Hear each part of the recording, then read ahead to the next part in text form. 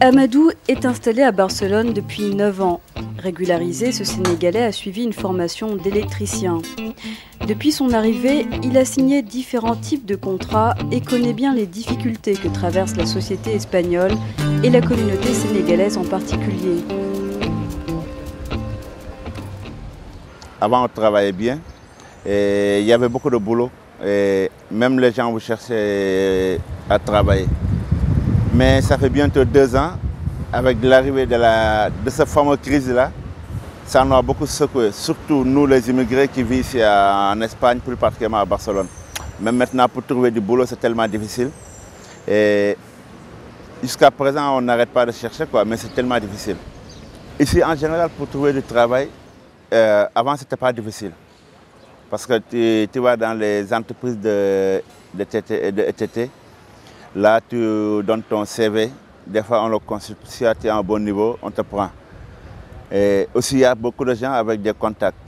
Quand il y a des contacts aussi, ils peuvent vous aider à trouver du boulot. Mais au moment même, là où je vous parle, c'est avec la crise, ce n'est pas les CV qui font que travaillent les gens, c'est seulement les contacts. Sans contact, ils ne peuvent pas travailler. Et maintenant, c'est valable dans tous les pays. Surtout s'il y a la crise, c'est quand tu n'as pas de contact, tu ne peux rien faire. C'est difficile.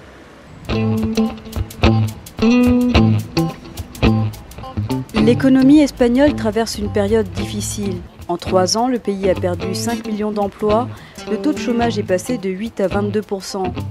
À la fin de l'année 2008, le secteur de la construction, moteur économique du pays pendant la dernière décennie, a été frappé de plein fouet. En 2011, une personne sur 5 en âge de travailler est sans emploi. Les immigrés, les travailleurs peu ou pas diplômés, ont été les premières victimes. Les subsahariens font partie des plus touchés. Pour faire face au problème, le Bureau international du travail cherche des solutions dans le pays d'accueil comme le pays d'origine. Il contacte et regroupe des acteurs impliqués afin de les mettre en réseau.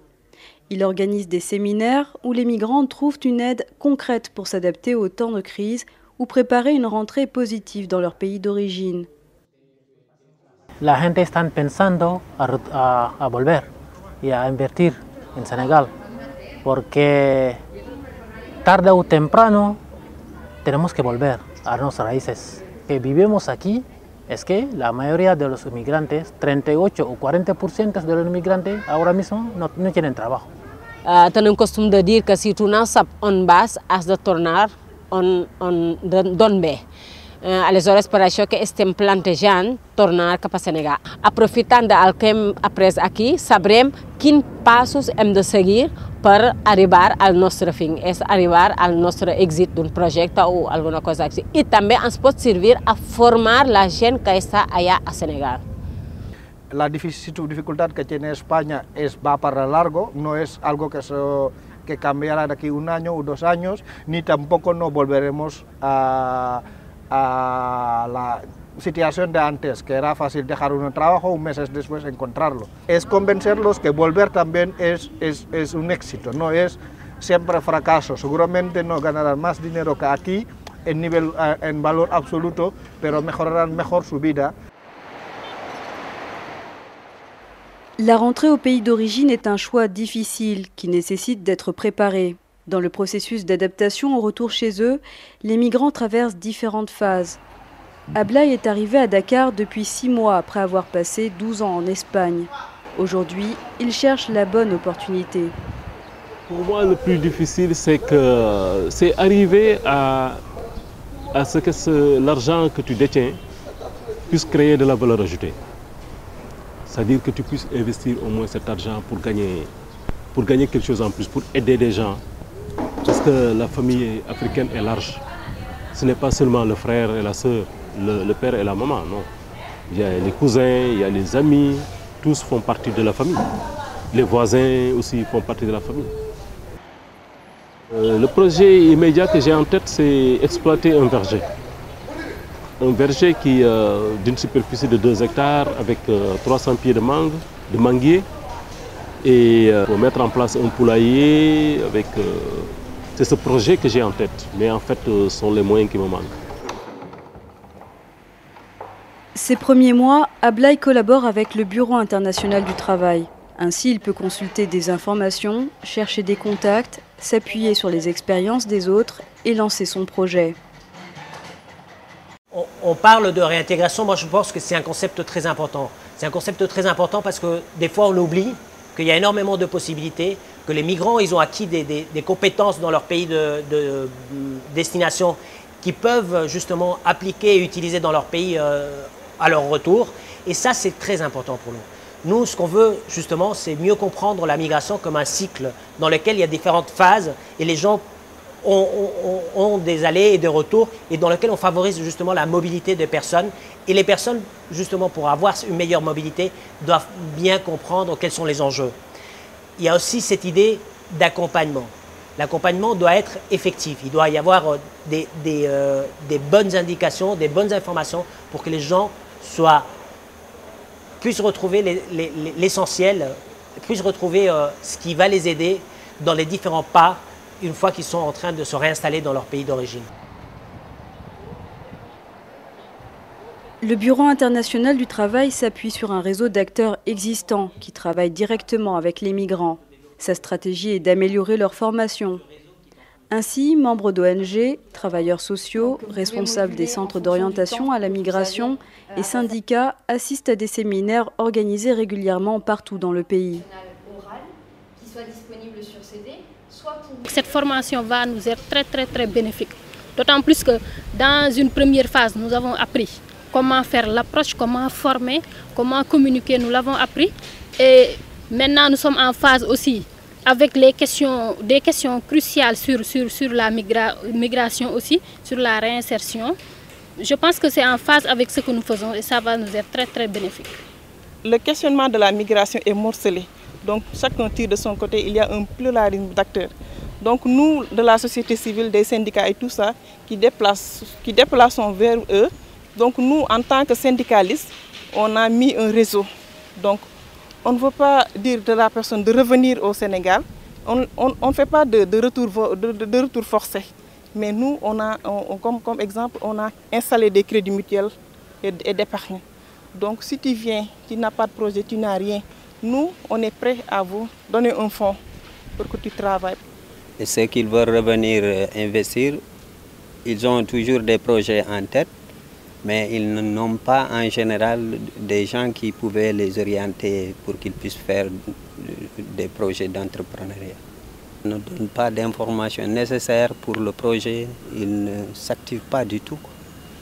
Si au moins ils voyaient des gens comme nous, des gens formés, on pouvait les orienter, faire des projets, c'est vrai, mais...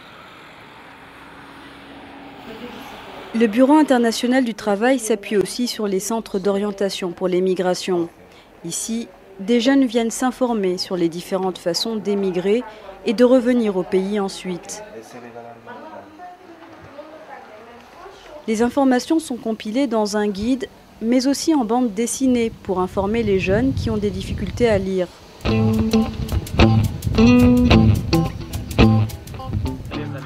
Mame Bargane travaille avec la fondation espagnole Zepin. Il suit et accompagne des Sénégalais de retour d'Espagne qui ont choisi d'investir au Sénégal. Il les aide à utiliser leur expérience européenne. Si pasas muchos años fuera, siempre pues adquieres una lengua, adquieres unas costumbres, una manera de trabajar, de vivir, una experiencia laboral. Entonces, a través de esos proyectos de retorno, lo que hemos querido recuperar es sobre todo pues la experiencia laboral. No descartamos la experiencia, los conocimientos culturales, porque pues el co-desarrollo también establece lazos entre dos países. Pues es la cultura española pues que traemos aquí, pues la manera de vivir la lengua, pero más bien queremos que la gente que llegado a un cierto momento quiere volver a instalarse aquí en Senegal, tenga las herramientas y las oportunidades pues, para instalarse sin traumas. dont le titulaire s'appelle Yaya Sambou. C'est un des bénéficiaires des projets de co-développement de CEPAIM. Il a été informé que CEPAIM faisait la sélection de Sénégalais qui voudraient rentrer au Sénégal avec un projet. Et il s'est approché à un de nos centres que nous avons en Espagne. Il s'est informé, il a présenté son projet et il a été sélectionné parmi les projets de 2010. Donc il a reçu un financement avec l'argent qu'il avait économisé et l'expérience qu'il a acquise en Espagne. Donc il est rentré et il a monté sa ferme avicole.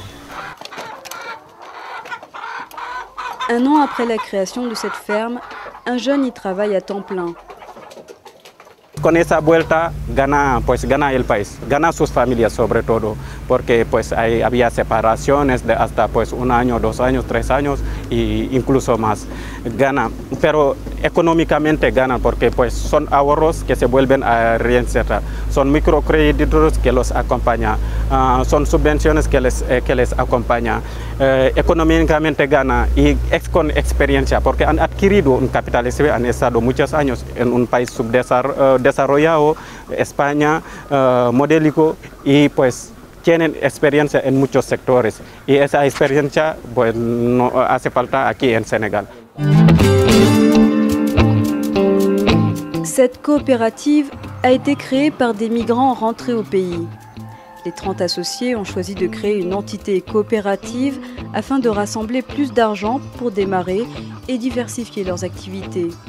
Aujourd'hui, ils cultivent des mangues, citrons, pamplemousses.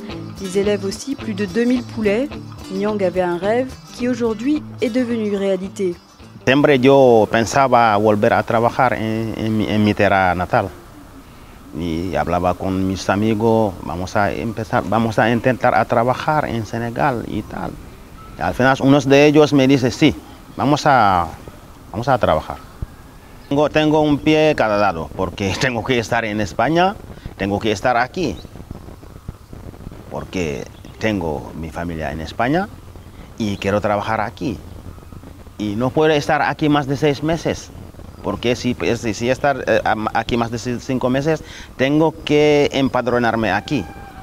La plupart des membres de l'association n'a pas le temps ni les compétences pour trouver des solutions aux problèmes du quotidien. Pour cette raison, 10 personnes supplémentaires sont employées. Un rêve accompli qui permet de générer des emplois directs.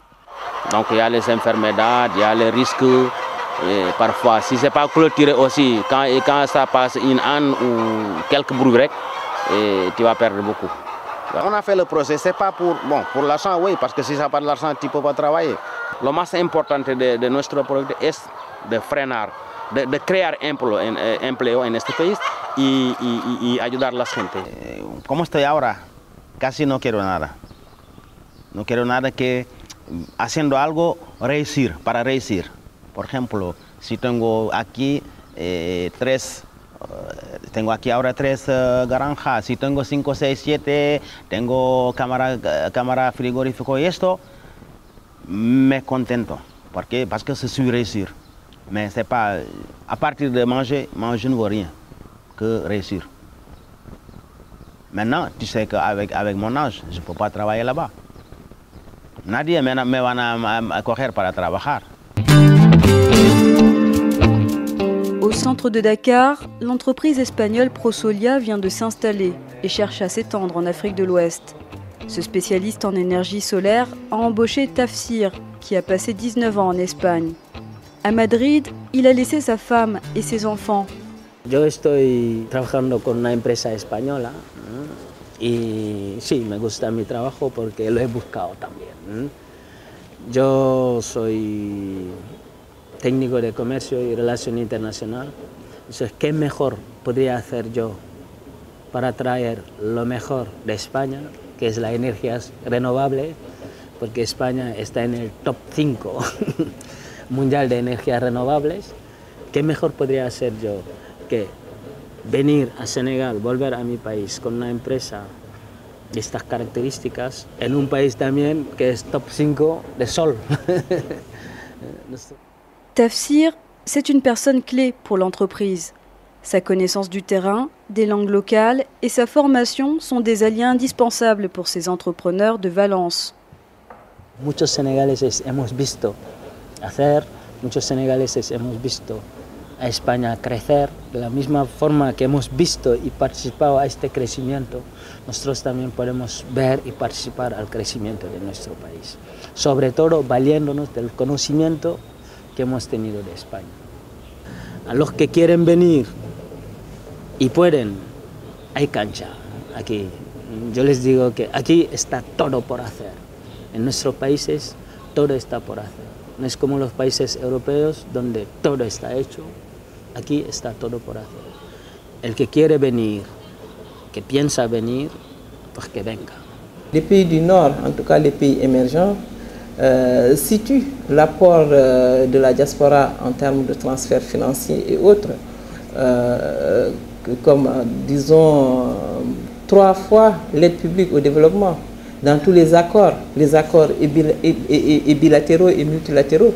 Donc cette diaspora n'a pas à rugir devant, en tout cas, ce processus de développement où elle a toute sa place. La transportabilité aussi est un fait non négligeable parce que la diaspora ne peut pas limiter son apport qu'en termes économiques.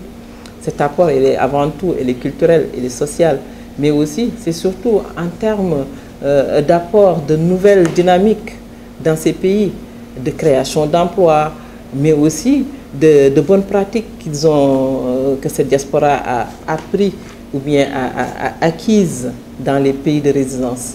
Donc à ce titre, je pense que la diaspora mérite beaucoup de considération.